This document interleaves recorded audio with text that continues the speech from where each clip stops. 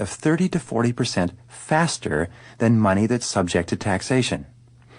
In the book by Charles Givens, Wealth Without Risk, he lays out a variety of strategies for saving money on your day-to-day expenses and putting that money away carefully so that it accumulates over time to ultimately bring you the financial security that you desire. And he strongly recommends tax-deferred savings. The third part of this law is that once you start a savings program, never use the money for anything but financial accumulation. It's sad but true that if you save for a rainy day, the one thing that you can be sure of is that it's going to start raining very soon. If you save with the intention of spending the money as soon as you need it, you're going to need it sooner than you realize. Your philosophy of saving should be that once you put the money away, you never spend it on anything. If you want to save for a rainy day or a car or a house or a motorhome, you set up separate savings accounts for them. But once you've begun your wealth accumulation account, you discipline yourself not to ever touch it, and not for any reason. The sixth law of money is the law of conservation, which says that it's not how much you make, but how much you keep that will determine your financial future. Many people make a lot of money in the course of their working lifetimes. Sometimes, during boom periods, people greatly exceed their expectations and make more money than they ever thought possible. Unfortunately, they develop the walk-on-water syndrome, and they begin to believe that it's because of their remarkable skills and abilities that they're doing so well in a particular field.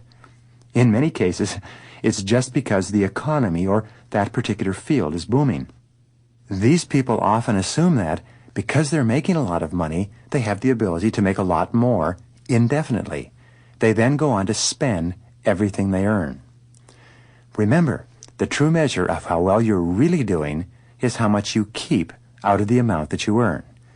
Successful people are very fastidious about putting away chunks of money and paying down debt during the prosperous times so that they have a solid financial foundation that isn't threatened when the economy or business turns downward. The seventh law of money is called Parkinson's Law. Parkinson's Law is one of the best known and the most important laws of money and wealth accumulation. It was put forth by C. Northcote Parkinson of London, England, many years ago, and it says simply that expenses always rise to meet income. No matter how much people make, they have a tendency to spend the whole amount and a little bit more besides. Expenditures always seem to rise to meet income. The first part of Parkinson's Law is extremely important. It simply says, financial security comes from violating Parkinson's Law. It's only to the degree to which you resist the powerful urge to spend everything you make that you begin to build your financial fortress and to move ahead of the crowd. The second part of Parkinson's Law is that if you allow your expenses to increase at a slower rate than your income, and you save or invest the difference, you'll become financially independent in your working lifetime. This is the key. I call it the wedge. If you can drive a wedge between your increasing earnings over time and the increasing costs of your lifestyle, and then save or invest the difference, you can continue to improve your lifestyle as you make more money, but by violating Parkinson's Law, you'll eventually end up financially well off. The eighth law of money is the law of three. In reference to money, this law says there are three legs to the stool of financial freedom. They are savings, insurance, and investment. One of your jobs is to build a financial fortress for yourself within which you can be safe from the insecurities experienced by most people in old age. Throughout your working lifetime, you need to maintain a certain amount in each of these three: savings, insurance, and investment. The first part of the law of three says that your savings should be liquid and be sufficient for 2 to 6 months of normal expenses. Your very first job financially is to save enough money so that if you lost your source of income for up to 6 months, you'd have enough put aside to carry you over. The very act of saving this amount of money and putting it into a high-yielding savings account or a money market account will give you a tremendous sense of confidence and inner peace. A young woman who attended one of my seminars in which we discussed the importance of saving your money wrote to me after a year and told me an interesting story.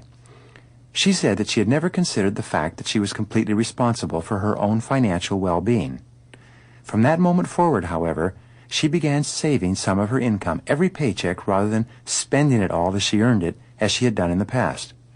She became so good at saving that within a year she had almost 2 months of income put aside in the bank.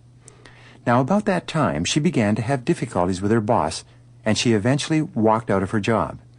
She said that having the money in the bank made it possible for her to quit doing something she no longer enjoyed and allowed her to take her time finding a better job at which she was paid substantially more. She wrote in her letter that if she hadn't started saving, she would have been trapped in her job. She would have been unable to leave, and she would have lost both her self-respect and her self-esteem. The second part of the Law of Three says that you should carry sufficient life and health insurance to provide for yourself and others in any emergency. Always take out insurance against an emergency that you cannot write a check to cover. Insure your car for liability and collision. Insure your health for unexpected setbacks. And insure your life so that if something unfortunate happens to you, the people who are counting on you will be provided for. Remember, perhaps the deepest need or craving of human nature is the desire for security, and without insurance your life is simply a gamble which can cause you stress and unhappiness. The third part of the Law of Three says that you should invest 10 to 20% of your income throughout your life until your investments earn more than you do. Your life is divided into roughly 3 parts, although these 3 parts tend to overlap. First, there are your learning years, where you grow up and get your education. Then there are your earning years, from approximately 20 years of age to approximately 65 years of age. After that come your yearning years, where you can retire, with the average life expectancy today being 74.9 years and rising. The simplest and most effective of all financial strategies is for you to save and invest your money continually until your money is paying you more than you earn at your job. At that point, you can begin to phase out of your regular job and to phase in to managing your assets. This seems like a very simple lifetime planning strategy, but it's remarkable how few people follow it, and how many people end up at the age of 65 with very little put aside. The average retired American today has a total net worth of approximately $31,000 plus their Social Security income. Don't let this happen to you. The 9th law of money is the law of investing. This law states that you should investigate before you invest.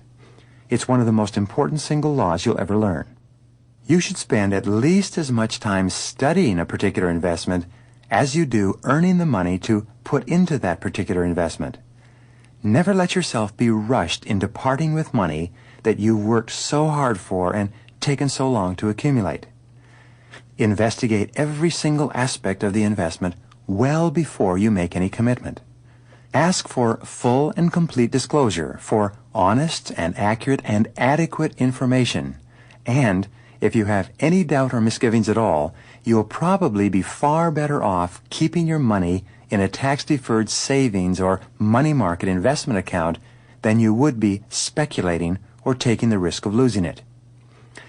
The first part of the law of investing is that the only thing easy about money is losing it. It's very hard to make money in a competitive society, but losing it is one of the easiest things you can ever do. A Japanese proverb says that making money is like digging with a nail, whereas losing money is like pouring water on the sand. The second part of this law comes from the self-made billionaire Marvin Davis, who was asked about his rules regarding money in an interview in Forbes magazine in 1989. He said that he has one simple rule, and it is, don't lose money. If there's a possibility that you'll lose your money, he says, don't part with it in the first place. This principle is so important that you should write it down somewhere and repeat it over and over. The third part of the law of investing says that if you think you can afford to lose a little, you're going to end up losing a lot. There's something about the attitude of a person who feels that he has enough money that he can afford to risk losing a little. You remember the old saying, a fool and his money are soon parted. Well, there's another saying, when a man with experience meets a man with money, the man with the money is going to end up with some experience, and the man with experience is going to end up with the money. The fourth part of the law of investing says that only invest with experts who have a proven track record of success in handling money. I had dinner with a wealthy self-made millionaire in Portland, Oregon 2 years ago. He had started with nothing, and he'd gradually worked his way up to being worth several $1,000,000. He had a simple philosophy. He would only invest with people who had been successful at making money in the past. When he achieved his level of financial success, he would then only invest with people who were doing better than he was with their own money. Because he was a successful investor, he was often approached by people selling investments of various kinds. He would always tell the seller that he was willing to trade personal financial statements with him. If the seller would show him his personal financial statement, he would show the seller his. If the seller was doing better than he was, he would accept the seller's advice and buy the investment. However, if he was doing better than the seller was, he would decline. Many of the people who initially approached him for investment funds, in fact, most of them, were not doing particularly well at all. They would leave quietly and never come back. Your job is to invest only with people who have such a successful track record that your risk is dramatically diminished. Don't lose money. If ever you feel tempted, refer back to this rule and hold on to what you have. The 10th law of money is the law of compound interest. It states that investing your money carefully and allowing it to grow at compound interest will eventually make you rich. Compound interest is considered one of the great miracles of all human history and economics. When you let money accumulate at compound interest tax-free, it can grow more rapidly than you can imagine. You can use the Rule of 72 to determine how long it would take for your money to double by dividing the interest rate into the number 72. For example, if you were receiving 8% interest on your investment or your savings, and you divided the number 72 by 8, you'd come out with the number 9. This means it would take you 9 years to double your money at 8% interest. Of course, the more money you add to the account, the faster it would grow, but the Rule of 72 applies to any interest rate. The first part of the law of compound interest simply says, $1 invested at 3% interest at the time of Christ would be worth half the money in the world today. If the money had been allowed to grow and then double again, and then again and again and again, it would be worth many billions or trillions of dollars today. This brings us to the second part of this law, which says that the key to compound interest is to put it away and never touch it. The 11th law of money is the law of accumulation, which says that every great financial achievement is an accumulation of hundreds and thousands of small efforts and sacrifices that no one ever sees or appreciates. When you begin moving toward financial independence and financial security, it'll require a tremendous number of small efforts on your part to begin the process of accumulation. You must be disciplined and persistent. You must keep at it for a long, long time. Eventually, your efforts will begin to bear fruit. In just a little while, you'll begin to pull ahead of your peers, and by developing a long-time perspective, you can virtually assure that you'll end up rich. The first part of the law of accumulation says that as you accumulate savings, you develop a momentum that moves you more rapidly toward your goal. Once you begin saving, you begin to develop a rate of momentum that's very important for you to maintain. It's hard to get started on a program of financial accumulation, but once you do get started, you need to keep at it continually.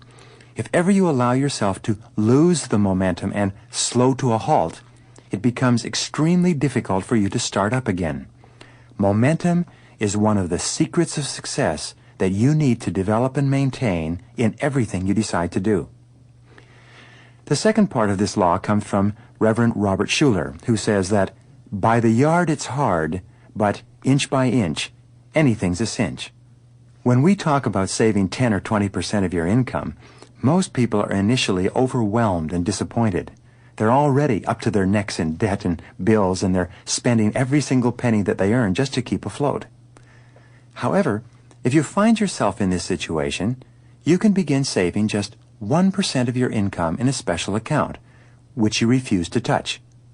Begin putting your change into a large jar every evening when you come home, and when the jar is full, take it to the bank and add it to your savings account. Whenever you get an extra sum of money from selling something, or an old debt is repaid, or you receive an unexpected bonus, instead of spending it, put it into a savings account. It'll start to add up at a rate that might surprise you. And as you become comfortable with saving 1%, move it up to 2%, then 3%, then 4% and 5%, and so on. Within a year, you'll find yourself getting out of debt and saving 10 and 15 and even 20% of your income without it really affecting your lifestyle. The 12th law of money is the law of attraction, which we've mentioned before in a different context. It also applies to money, and it says that as you begin accumulating money, you magnetize this money with the emotion of desire, and you begin attracting even more money to yourself.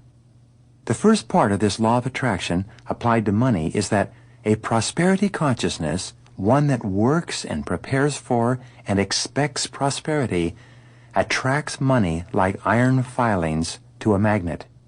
When I first read about the importance of developing a prosperity consciousness, I was broke and in my early 20s. I didn't fully understand what it meant. It sounded good, but I didn't know how to do it. Over the years, however, I've found that as you develop a positive and expectant attitude toward money, and you begin believing in the law of abundance, your emotions somehow magnetize the money that you've saved, and you begin to attract more of it into your life. The second part of this law is something that you've heard before, and which says simply, it takes money to make money. As you begin accumulating money, you begin to attract more money and more opportunities to earn even more money into your life. This is why it's so important that you start, even with a small amount. You'll be amazed at what starts to happen. The 13th law of money is the law of accelerating acceleration, which says that as you begin moving toward your goal of financial freedom, it begins moving toward you at an accelerating speed. The first part of this law is that nothing succeeds like success. The more money and success you obtain and achieve, the more money and success seems to move towards you from a variety of different directions. Everyone who's financially successful today has had the experience of working extremely hard before they got their first real opportunity. However, after that, more and more opportunities began to flow to them like a river, and their major problem today is sorting out the various opportunities that they have to increase their money and improve their well-being. It'll be the same for you. The second part of the law of accelerating acceleration says that fully 80% of your success will come in the last 20% of the time you put in. Now, this is a remarkable discovery. It simply says that you'll achieve only about 20% of the total success possible for you in the first 80% of the time and money that you invest, and that you will achieve the other 80% in the last 20% of the time and money that you invest. For example, Peter Lynch, the recently retired manager of the Magellan Mutual Fund, one of the most successful mutual funds in history, said that the best investments he ever made were those that took the longest time to come to fruition. He would often buy the stock of a company that didn't increase in value for several years and then went up 10 or 20 times in price. This strategy of picking stocks for the long term eventually made him one of the highest paid money managers in America.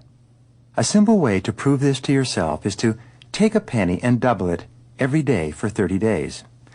On the first day, you'll have 1 cent. On the second day, you'll have 2 cents. On the third day, you'll have 4 cents, then 8 cents, then 16 cents, then 32 cents, and so on. By the 30th day, you'll have several $1 million. However, on the 29th day, you'll have only half of the amount that you'll have on the 30th day. And on the 28th day, you'll have only 1/4 of what you'll have on the 30th day. So don't make the mistake of pulling out too soon and giving up all of the great increase that's possible for you by waiting. The laws of money say that you, starting wherever you are, even deeply in debt or working for someone else, even if you haven't been serious about money in the past, can save your money, invest it carefully, get out of debt, and achieve your financial goals in life. The only real question you have to ask with regard to money is, how badly do you want it? Remember, you're always free to choose. You are responsible. No one is ever going to do it for you. It's always up to you. But if you decide to follow these laws and principles, and if you persist long enough and hard enough, there is virtually nothing that can stop you from achieving the financial success that you desire.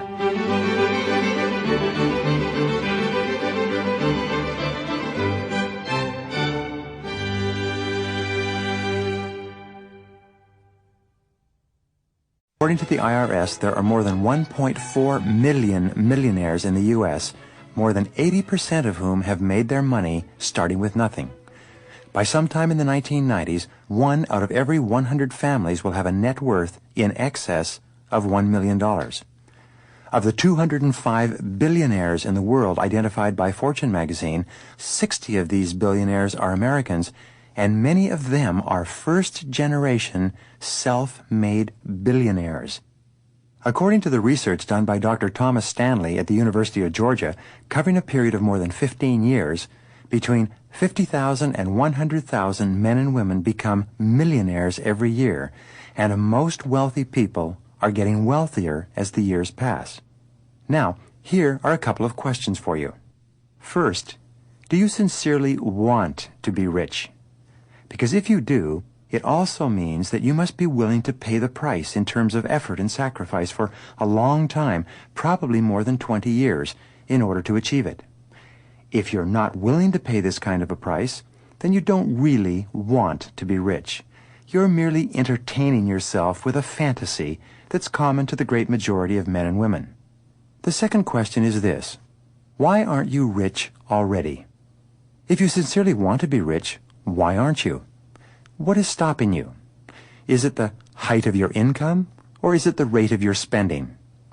When I talked about the laws of money, I covered many of the key ideas and principles that you must apply if you want to achieve financial independence. But if you want to be rich, you have to go much further. Theoretically, it's possible for you or anyone else to become rich, to achieve a net worth in excess of $1 million during the course of your working lifetime. All you have to do is to begin saving early enough and continue it long enough, and shelter your savings from taxes as much as possible, and let it build up until it passes the magic $1 million mark. Virtually anyone can do it, and many tens of thousands, if not hundreds of thousands of people are doing it right now. As a professional speaker and trainer and management consultant, and having worked with hundreds of corporations and many tens of thousands of individuals, I've met hundreds of millionaires and several billionaires. What I found out is that they're not very different from you and me, aside from the fact that they have more money and, as they say, a better class of problems. They're not any more intelligent, nor are they especially gifted. They are mostly ordinary men and women who have used their God-given abilities to an extraordinary degree in their chosen fields. They've developed themselves and their opportunities to a very high point and have done wonderful things with their financial lives. And there's nothing in this world that can stop you from joining them if you really want to. In an earlier session, I talked about the law of belief. This law simply says that your beliefs become your realities. Thoughts objectify themselves. Your thoughts held in your mind produce after their kind. What you really deeply and intensely believe tends to materialize in your experience. Your beliefs cause you to think and see and feel and behave in ways that tend to make your beliefs come true for you. Like most people, when I was in my teens, even though I came from a poor background, I had a dream of being a millionaire by the time I was 30. I've since learned that this is the American dream. Like most people, I traveled and worked and tried many things during the decade of my 20s. I switched back and forth searching for that elusive will-o'-the-wisp of financial riches. I eagerly looked for lucky breaks, and I tried various get-rich-quick schemes. I threw my heart and energy into a variety of enterprises, looking for a fast way to reach that $1 million mark. Of course, like most people, which is more than 99% of the population, I didn't make it.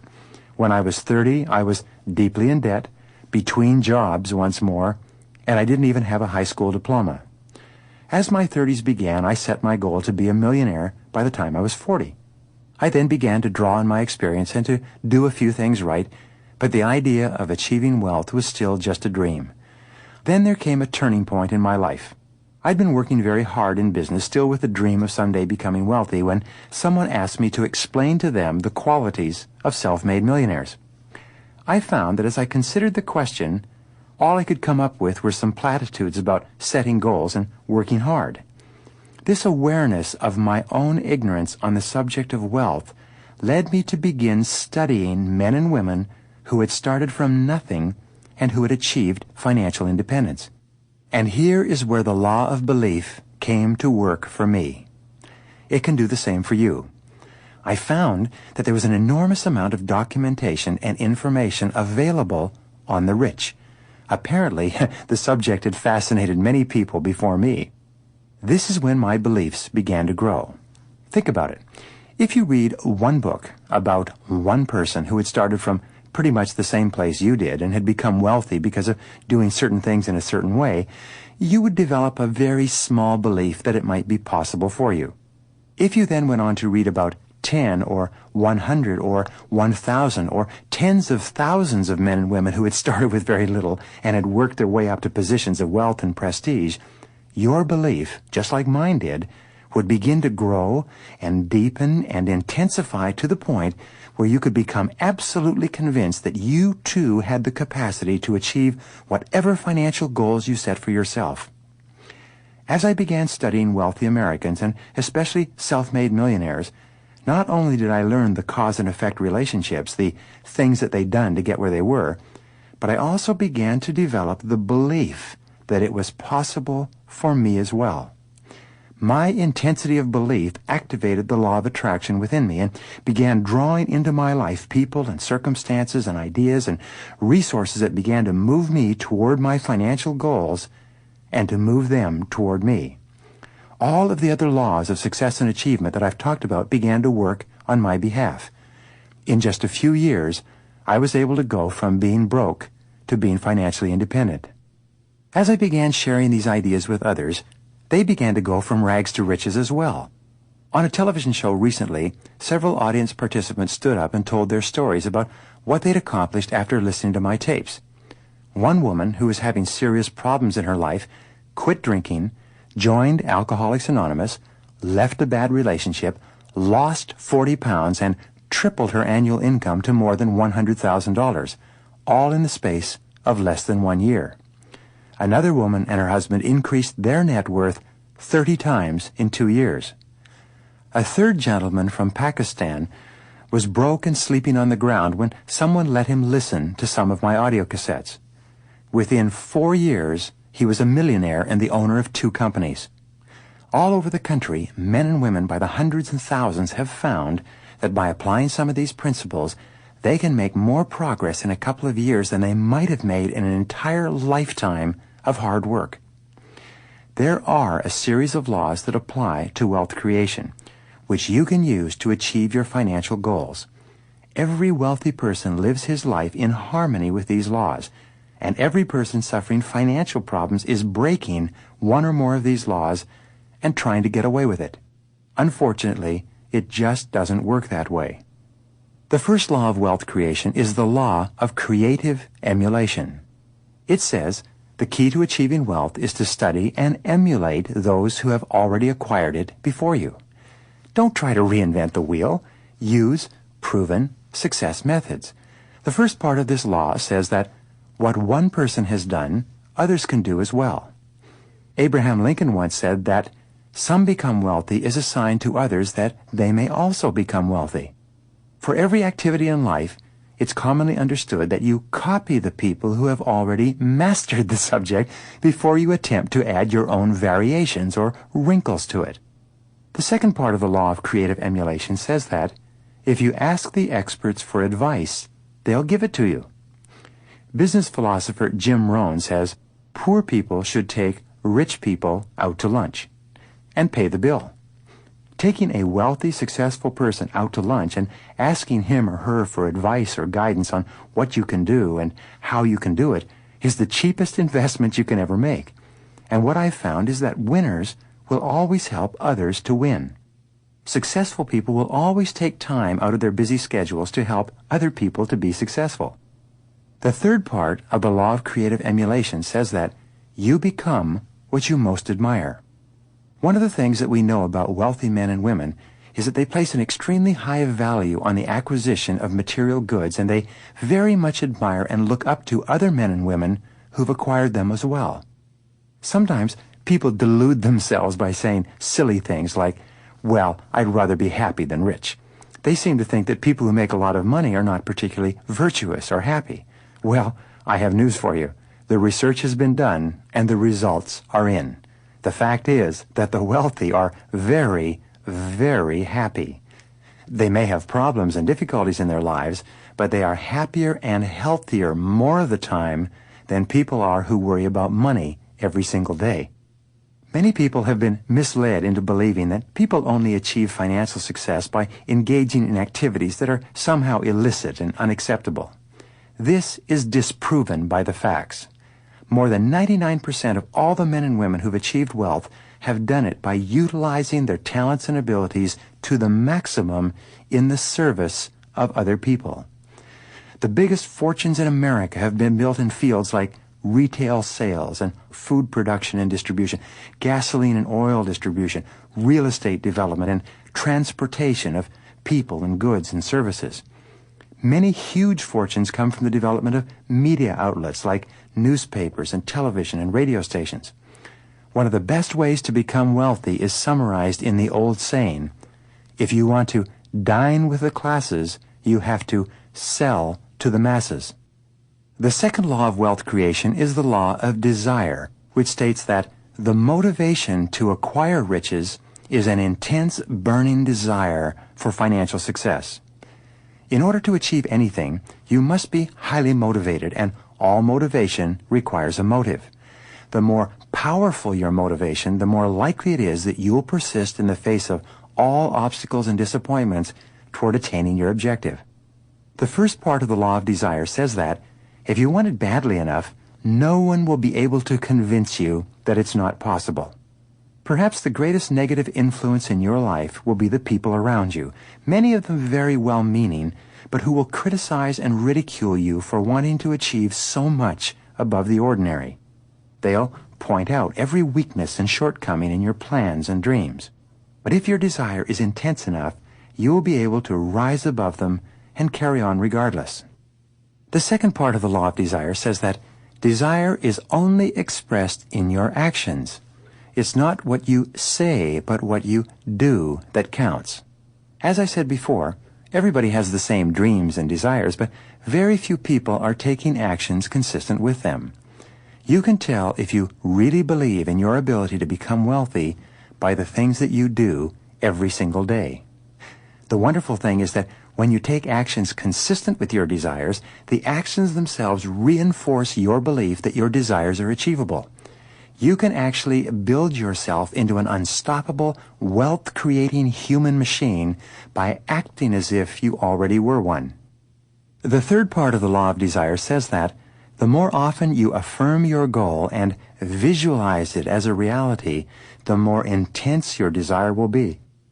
The third law of wealth creation is the law of purpose. To quote Napoleon Hill, it says that definiteness of purpose is the starting point of all riches.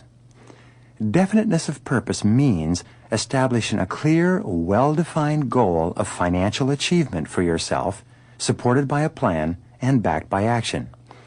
Setting your goal of wealth creation as your major definite purpose in life is essential to your turning it into a reality. The first part of the law of purpose says that a person with a clear purpose will make progress on the roughest road. If you know exactly where you're going, you will find a way to get there. It doesn't matter how difficult the way or how many obstacles you face. As long as your goal is clear, you will find a way under, over, or around anything that blocks your path. Now here's an exercise that will start you on your way. Take a pad of paper and write down some clear financial goals for yourself, and then make a plan that extends out over the next 3 to 5 years. Draw up a list of everything you can think of that you can do to begin your forward movement. Organize the list in terms of priorities and begin to work on the most important thing that appears to you. Decide how much you want to earn each year, how much you plan to save and invest of what you earn, and how much you want to be worth when you retire, and how much of an annual return you want to earn on your accumulated savings. The more definite you are, the more likely it is that these numbers will become your reality.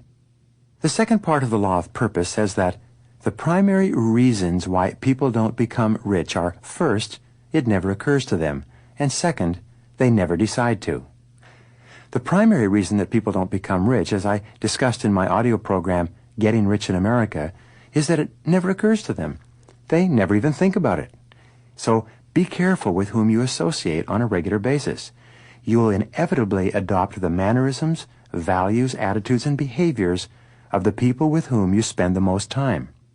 Even if it does occur to you that it would be nice to be wealthy, the second major obstacle to financial success in America is that most people never make a decision to accomplish it.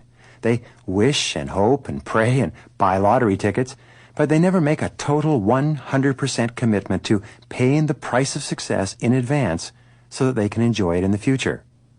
There are some beautiful words attributed to the German philosopher Wolfgang von Goethe, but which were written by the production manager in the introduction to his stage play, Faust. They go like this. Are you in earnest? Seek this very minute. Whatever you can do or dream you can, begin it. Boldness has genius, power, and magic in it. Just begin, and the mind grows heated.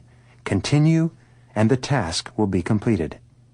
The fourth law of wealth creation is the law of enrichment, which says that all lasting wealth comes from enriching others in some way, from adding value and retaining part of it. This law says that anyone who enriches others must themselves be enriched. When you realize that the world is full of men and women driven by expediency to get the very most for the very least of the security, comfort, leisure, love, respect, and fulfillment that they want, you realize that there are unlimited opportunities for you to enrich the lives of others in some way. All you have to do is find your own particular way and then manage your affairs so that you keep a small part of the value that you've added to the life and work of other people. The law of enrichment goes on to say that your current income is a measure of how much you are currently enriching the lives of others. You are paid not what you want, but only what you deserve. You're earning today exactly what you're worth, not a penny more, not a penny less.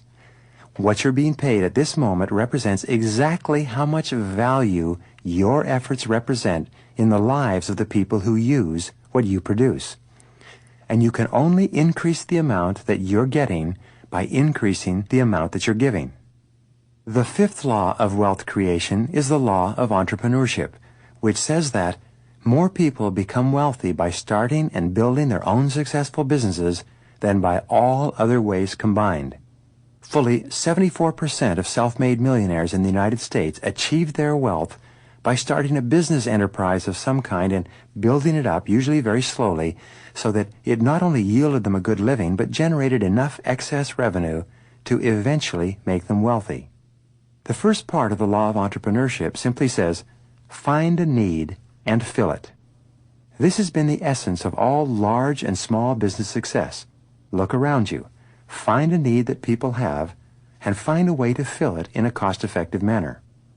The second part of the law of entrepreneurship says that wherever there are needs unmet or problems unsolved, there are opportunities to create wealth. The third part of the law of entrepreneurship says that most fortunes come from selling established products or services in established markets to established customers and doing it just a little bit better. All a product or service has to be is 10% newer or better to build a business and to start a fortune.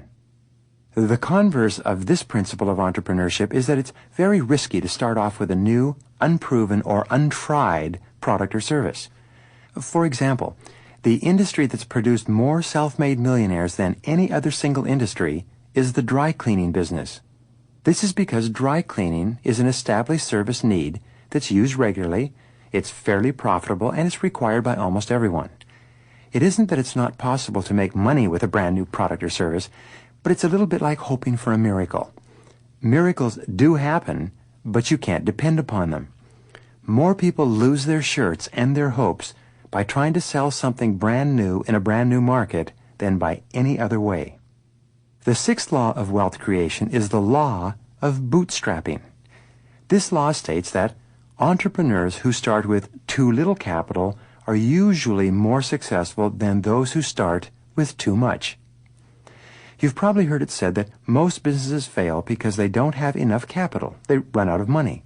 The fact of the matter is that probably more businesses fail because they start off with too much money rather than too little. The reason for this is simple. The most valuable thing an entrepreneur can bring to a new business idea is energy and imagination. When you have very little money, you have to use your intelligence and your efforts as a substitute for it. You don't have the luxury of using money to smooth out the bumps or to put a cushion under you. When you're down to your last dollar, or if you're starting off with virtually no money at all, you start to think fast very early. You develop street smarts. You learn how to think on your feet and to take action quickly. Some of the smartest and most successful business people have used bootstrapping as the key method of achieving their goals. Many people hold back from starting a business because they're convinced that they need a lot of money. When they go to a bank, they're turned down. The fact is that banks don't lend money for business startups. Banks are in the business of making good loans. That is, loans to people who can back the money that they are borrowing with $2, $3, $4, or $5 for every $1 they're asking the bank to loan. If you don't have that, the bank won't even talk to you. As for venture capitalists, fully 99% of all proposals put into the hands of venture capitalists are turned down. And of the 1% that venture capitalists will back, many of them are failures as well. Most businesses are built up by bootstrapping and by what is called love money. Love money is money that people lend to you or give to you because they love you. Most entrepreneurs finance their own startups, or they finance their startups with money from their parents or members of their family or their friends. This is the most common way of getting a business going in America today. The first part of the law of bootstrapping is, as I mentioned earlier, the most important resources in a new business are energy and imagination. If you have enough energy and imagination, you'll ultimately be successful, no matter what happens in the short term. On the other hand, if you lack energy and imagination, you can go through any amount of money and you'll ultimately fail. So the sooner you develop your street smarts, and that depends upon you having very little money to start with, the faster you'll be more successful. The second part of this law says that skill, knowledge, and experience develop in inverse proportion to the amount of capital available. The less capital you have, the smarter you get, and the more likely you are to succeed. The seventh law of wealth creation is the law of courage, which says that your willingness to risk failure and disappointment is a measure of your desire to be rich. The first part of the law of courage says that no guts, no glory. You've got to be willing to stick your neck out if you want to get your head above the crowd. You have to go out on a limb if you want to get ahead, because that's where the fruit of life is. The second part of the law of courage says that there is nothing to fear but fear itself. This was first said by President Franklin D. Roosevelt during the Great Depression, and it's just as true today. One of the best ways for you to deal with fear is to ask yourself, what's the worst possible thing that can possibly happen? Most of your fear comes from not identifying the worst possible consequences of your situation. Once you've clearly defined what might happen, you can then do everything to make sure that it doesn't occur. The third part of the law of courage says simply, do the thing you fear, and the death of fear is certain. Your ability to confront the things you fear, to face them, and to move ahead in spite of your fears is the way you develop the courage that's essential to long-term success. Dare to go forward. Winston Churchill once said, "Courage is rightly considered the foremost of the virtues, for upon it all others depend." This is equally true for you and for your desire to become wealthy. The eighth law of wealth creation is the law of risk. This law simply says that there is a direct relationship between the level of risk and the likelihood of loss. People who become wealthy are extremely astute at assessing the level of risk in every situation they deal with. They carefully analyze the ratio of risk to return before deciding to invest their time or money at all. You begin your analysis of risk by realizing that a perfectly safe investment in a money market or savings account can yield you 7 to 8% interest. If you're going to invest your time and money, you must be assured of a return that is substantially higher than that to compensate you for the possibility that you'll lose all or part of your money. When you assess the risk, include all the possible costs. Include your labor at your desired hourly rate as an investment as well. Many entrepreneurs think they're doing well because they don't count their own labor as a cost of doing business. You count your own labor by determining how much you would be paid if you went to work for another company and counting that as a cost of your doing business. You also take the money that you have tied up in the business and calculate what you'd earn on it at a safe rate of return. That is also a cost. It's called an opportunity cost of money, which, combined with your opportunity cost of labor, will give you the real amount of your investment and your risk. The first part of the law of risk comes from Malcolm Forbes, who said, "If it sounds too good to be true, it probably is." One of the greatest wastes of time and life, let alone money, is the pursuit of get-rich-quick schemes